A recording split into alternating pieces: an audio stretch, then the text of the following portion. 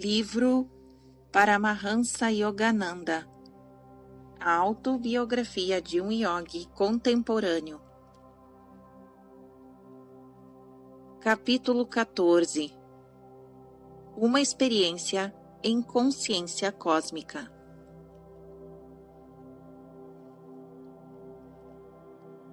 Aqui estou, Guruji.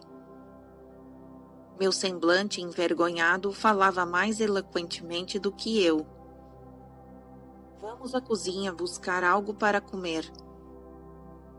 A atitude de Sri Yukteswar era tão natural como se apenas horas, e não dias, nos tivessem separado.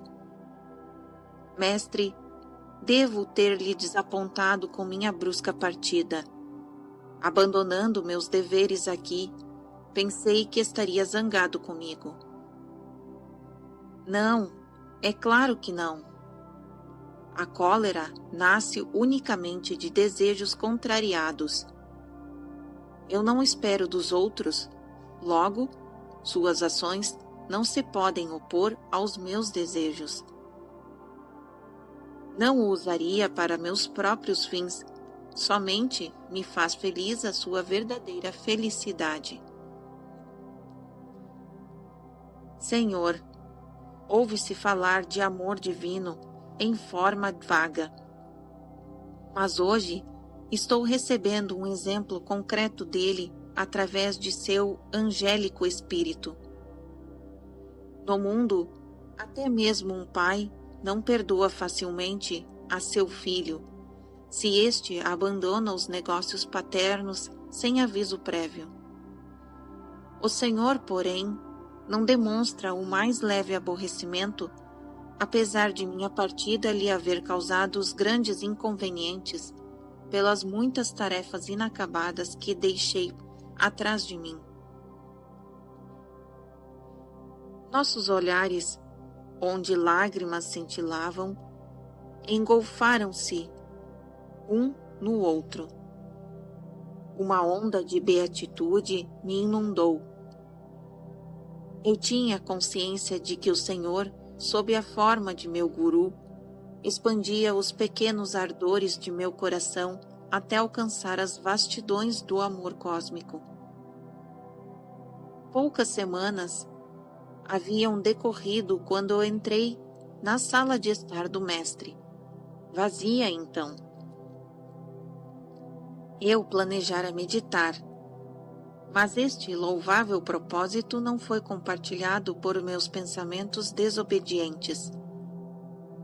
Eles dispersavam como pássaros diante do caçador. Mukunda!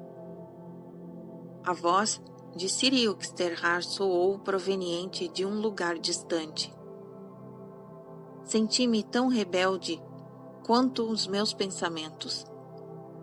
O mestre está sempre me incitando a meditar, murmurei a mim mesmo. Ele não deveria me perturbar quando sabe o motivo de minha vinda a esta sala. Novamente me chamou. Permaneci em obstinado silêncio. Na terceira vez, o tom era ríspido. Senhor, estou meditando, gritei em protesto. Sei como está meditando, disse meu guru em voz alta. Com sua mente dispersa, como folhas numa tempestade. Venha cá. Contrariado e desmascarado, encaminhei-me tristemente para ele. Pobre rapaz, as montanhas não lhe podem dar o que deseja. O mestre faltou de maneira cariciosa, confortadora. Seu olhar tranquilo era insondável. O desejo de seu coração se realizara. Raras vezes, Sri Yukteswar expressava-se por enigmas. Eu estava surpreendido. Ele golpeou-me, meu peito levemente acima do coração. Meu corpo tornou-se imóvel como se tivesse raízes. O alento saiu de meus pulmões como se um ímã enorme o extraísse. Instantaneamente, o espírito e a mente romperam com sua escravidão ao físico e jorraram de cada um de meus poros como luz perfurante e fluida. A carne parecia morta e, contudo, em minha intensa lucidez, eu percebia que nunca antes estivera tão plenamente vivo. Meu senso de identidade já não se achava confinado à estreiteza de um corpo, mas abarcava os átomos circundantes. Pessoas em ruas distantes pareciam mover-se suavemente em minha própria e remota periferia. Raízes de plantas e de árvores eram percebidas através de uma tênue transparência do solo, e eu distinguia a interna circulação da seiva. A vizinhança inteira surgia desnuda diante de mim. Minha visão frontal comum havia se transformado em um vasto olhar esférico que percebia tudo simultaneamente. Através de minha nuca, vi homens caminhando além da distante viela de Raigat, e também notei uma vaca branca aproximando-se preguiçosamente. Quando ela chegou à porta aberta do Ascharan, observei-a como se fizesse com meus 2 olhos físicos. Depois que passou para trás do muro de tijolos do pátio, continuei a vê-la claramente. Todos os objetos dentro do meu olhar panorâmico tremiam e vibravam como rápidos filmes cinematográficos. Meu corpo e o corpo de meu mestre, o pátio com as colunas, a mobília, o assoalho, as árvores e a luz do sol tornavam-se de vez em quando violentamente agitados até que tudo se fundia num mar luminescente. Assim como os cristais de açúcar mergulhados num copo de água diluem-se depois de serem sacudidos. A luz unificadora alternava-se com materializações de forma e as metamorfoses revelavam a lei de causa e efeito da criação. Uma alegria oceânica rebentava nas praias serenamente intermináveis de minha alma. Atingi a realização de que o Espírito de Deus é a beatitude inesgotável. Seu corpo compreende intocáveis tecidos de luz. Um sentimento de glória crescente dentro de mim começou a envolver cidades, continentes, o planeta, os sistemas solares e as constelações, as tênues nebulosas e os universos flutuantes. O cosmo inteiro suavemente luminoso, semelhante a uma cidade vista de alguma distante noite, cintilava dentro da infinidade do meu ser. Para além de seus contornos definidos, a luz ofuscante empalidecia ligeiramente nos confins mais longínquos. Ali eu via uma radiação branda, nunca diminuía. Era indescritivelmente sutil. As figuras dos planetas constituíam-se de uma luz mais densa. Observação 116. A luz, como essência da criação, é explicada no capítulo 30. Continuação da narrativa. Os raios luminosos dispersavam oriundos de uma fonte perpétua, resplandecendo em galáxias transfiguradas com auras inefáveis. Vi repetidas vezes os fachos criadores condensar-se em constelações e depois dissolverem-se em lençóis de transparente chama. Por reversão rítmica, cestilhões de mundos transformavam-se em brilho diáfano e em seguida o fogo se convertia em firmamento. Conheci o centro do Empírio como um ponto de percepção intuitiva em meu coração. Esplendor irradiante partia de meu núcleo para cada parte da estrutura universal. O beatífico Amrita, néctar da imortalidade, corria através de mim com fluidez de mercúrio. Ouvi ressoar a voz criadora de Deus. A vibração do motor cósmico. Observação 117. No princípio era o Verbo, e o Verbo estava com Deus, e o Verbo era Deus. João 1, versículo 1. Continuação da narrativa. De súbito, a respiração voltou aos meus pulmões. Com desapontamento quase insuportável, constatei que havia perdido minha infinita vastidão. Mais uma vez, me limitava à jaula humilhante do corpo, tão desconfortável para o espírito. Como filho pródigo, eu fugira de meu lar macrocósmico e me encerrara em um estreito microcosmo. Meu guru continuava de pé, imóvel diante de mim. Inclinei-me no intento de me prostrar a seus santos pés em gratidão por me haver concedido a experiência da consciência cósmica que tão apaixonadamente eu buscara. Mas ele me impediu e, retendo-me de pé, disse com tranquilidade: Você não deve se embriagar com o êxtase. Muito trabalho ainda resta para você fazer no mundo. Venha, vamos varrer o chão da sacada, depois caminharemos ao longo do Ganges.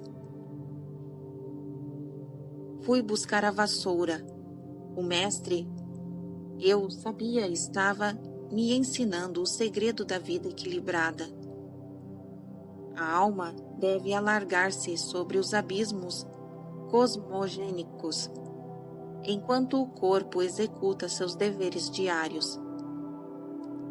Quando Sir Yuxterhar e eu saímos mais tarde para uma caminhada, eu ainda me encontrava enlevado em menerável arrebatamento.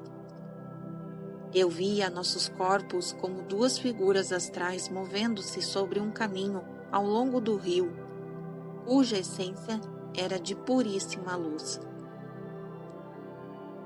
O Espírito de Deus é o que ativamente sustenta cada forma e força do universo. Não obstante, ele é transcendental e paira a sós no vácuo beatífico e incriado, além dos mundos dos fenômenos vibratórios. Explicou o mestre. Observação 118. Pois o Pai a ninguém julga, mas confiou todo o julgamento ao Filho. João 5, versículo 22. Nenhum homem jamais viu Deus. O Filho unigênito que está no seio do Pai nos revelou esse mesmo Pai. João 1, versículo 18. Deus criou todas as coisas por Jesus Cristo. Efésios 3, versículo 9. Quem acredita em mim, fará as obras que eu faço, e obras ainda maiores que estas fará, porque eu vou a meu Pai. João 14, versículo 12. O Consolador, que é o Espírito Santo, a quem o Pai enviará em meu nome, vos ensinará todas as coisas e trará todas as coisas à vossa memória, tudo quanto eu vos disse. João 14, versículo 26. Estas palavras bíblicas referem-se à natureza tríplice de Deus como Pai, Filho e Espírito Santo. Sat, Tat, Aum nas escrituras hindus. Deus, o Pai, é o absoluto e manifestado, existindo além da criação vibratória. Deus, o Filho, é a consciência de Cristo, Brahma, ou Kutastha, Chaitanya. Existindo dentro da criação vibratória, esta consciência de Cristo é o unigênito, ou único reflexo do infinito incriado. A manifestação exterior do onipresente, consciência de Cristo, é a testemunha. Apocalipse 3, versículo 14. É Aum, o Verbo, o Espírito Santo, divino poder invisível, único autor, única força casual e ativante que sustenta o universo inteiro através de vibração. Aum é o Consolador beatifico, ouvido em meditação, e revela ao devoto a verdade última, trazendo tudo à memória. Fim da observação 118. Continuação da narrativa.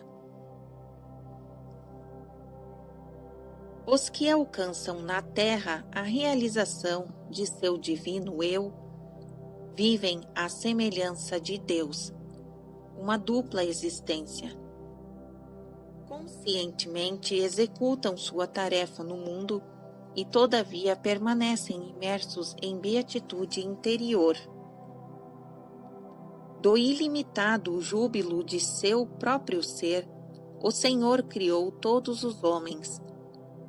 Embora estejam dolorosamente grampeados ao corpo, Deus, contudo, espera que os homens feitos à sua imagem coloquem-se acima de todas as identificações com os sentidos e reatem sua união com ele. A visão cósmica me rendeu muitas lições indeléveis. Aquietando diretamente meus pensamentos, pude libertar-me da ilusória convicção de que meu corpo era uma massa de carne e ossos a transitar pelo duro solo da matéria.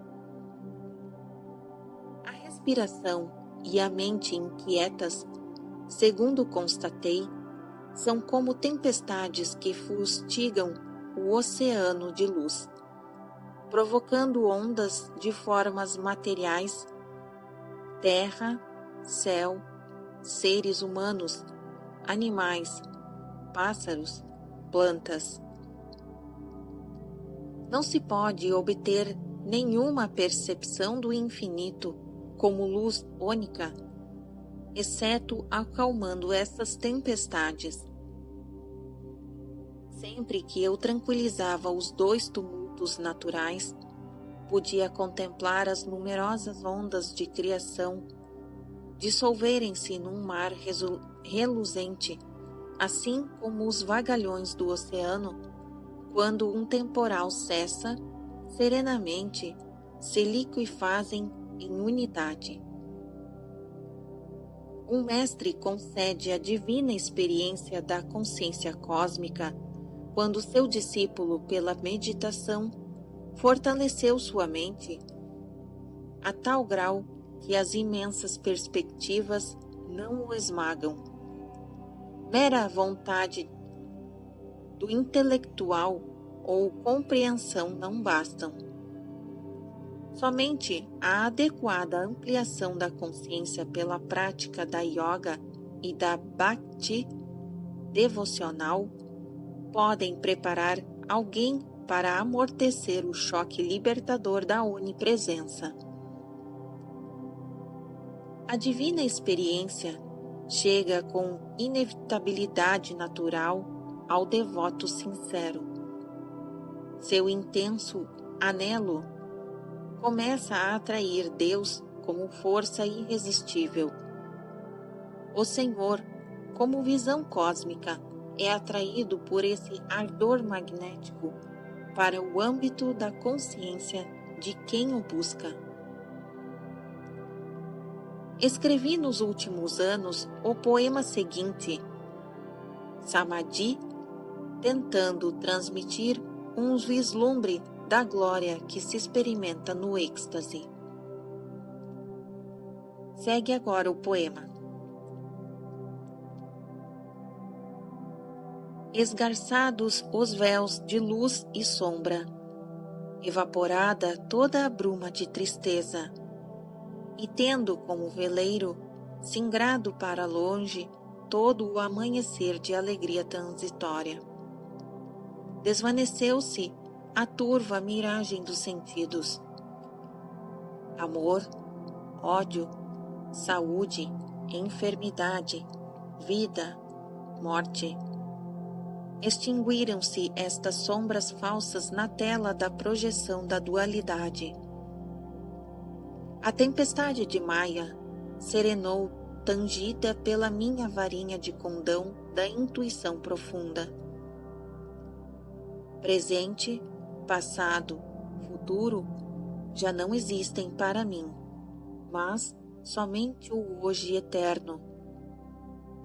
Eu, onifluente, eu, onipresente, planetas, estrelas, poeira de constelações, globo terrestre, erupção vulcânicas de cataclismos do juízo final, o forno modelador da criação, geleiras de silenciosos raios-x, dilúvios de elétrons ardentes, pensamentos de todos os homens, pretéritos atuais, vindouros, toda folhinha de erva, eu mesmo, a humanidade, cada partícula da poeira universal, raiva, ambição, bem, mal, salvação, luxúria, tudo assimilei, tudo transmutei no vasto oceano do sangue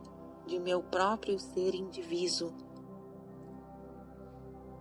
Júbilo comburente, multiampliado pela meditação, cegando meus olhos marejados, explodiu em labaredas imortais de bem-aventurança. Consumiu minhas lágrimas, meus limites, meu todo. Eu sou tu.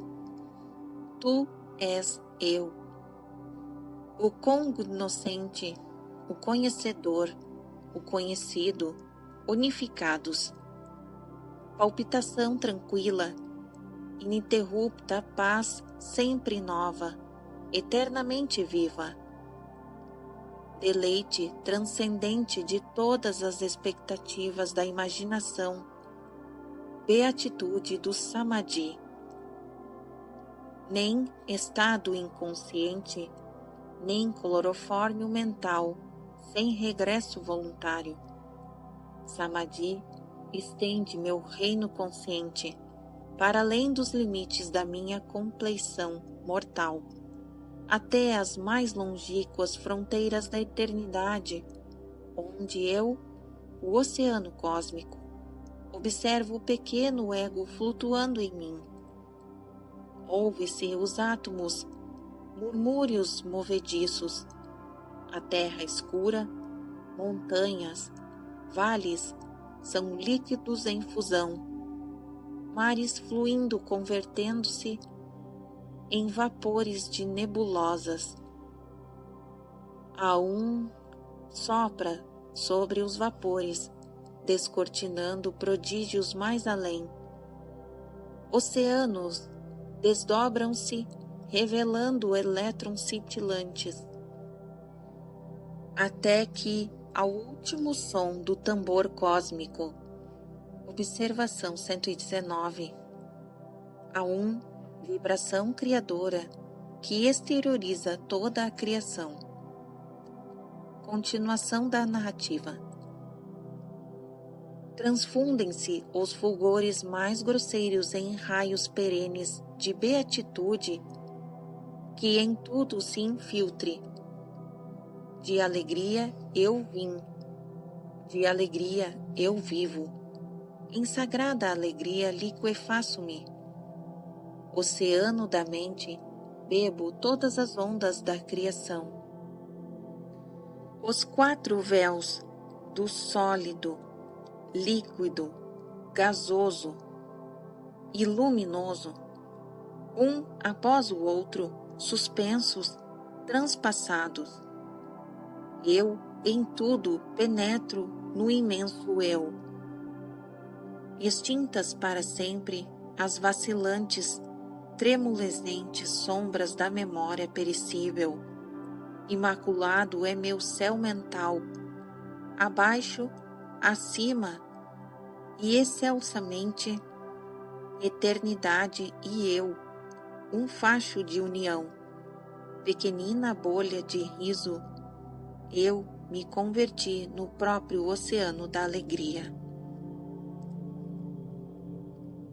Fim do poema.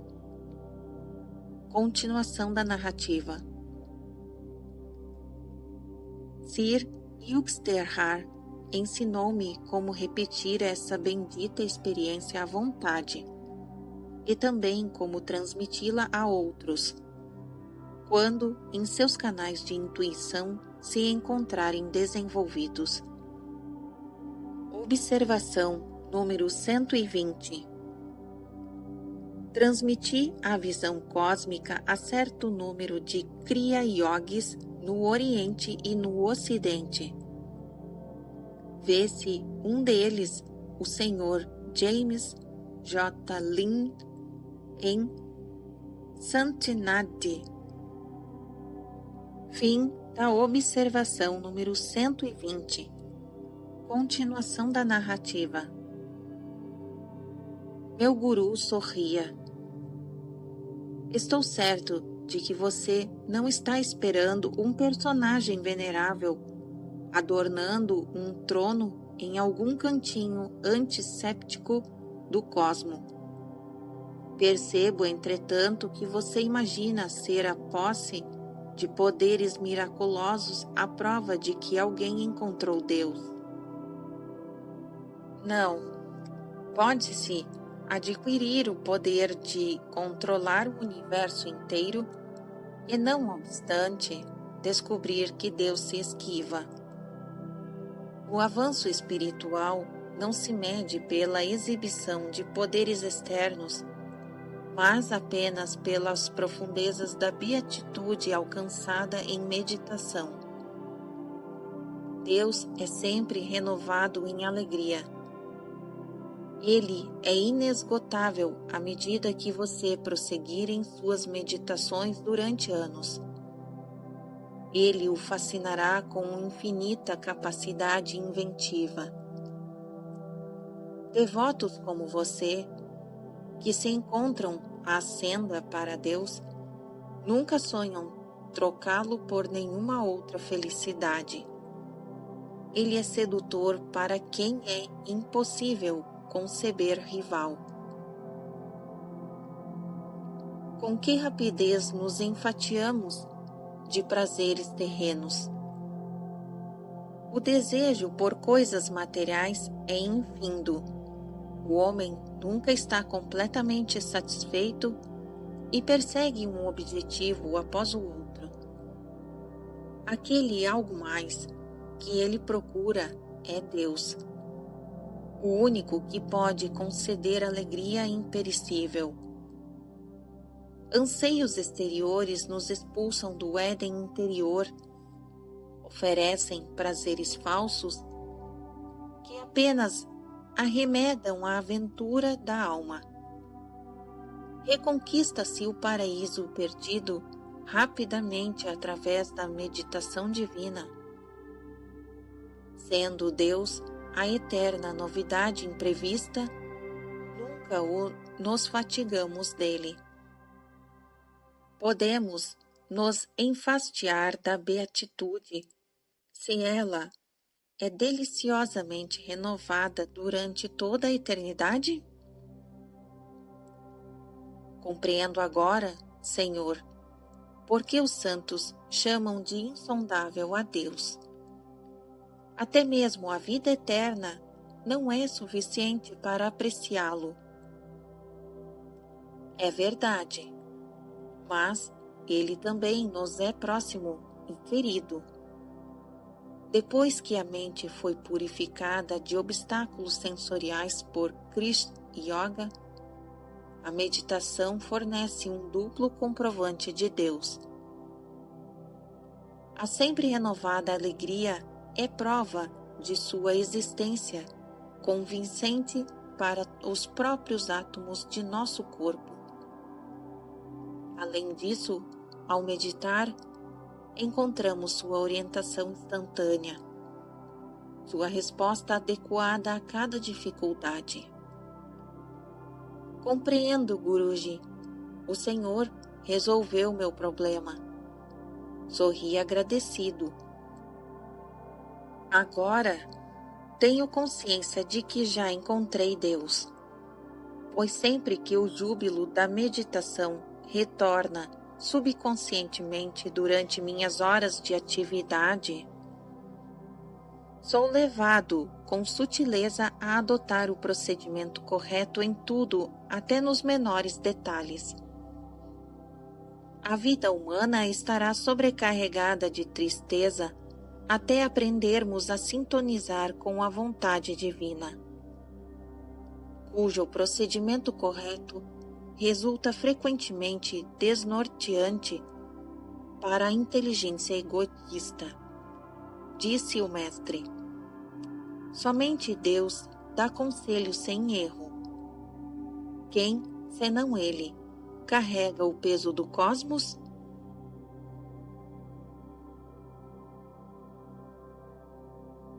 Fim do capítulo 14.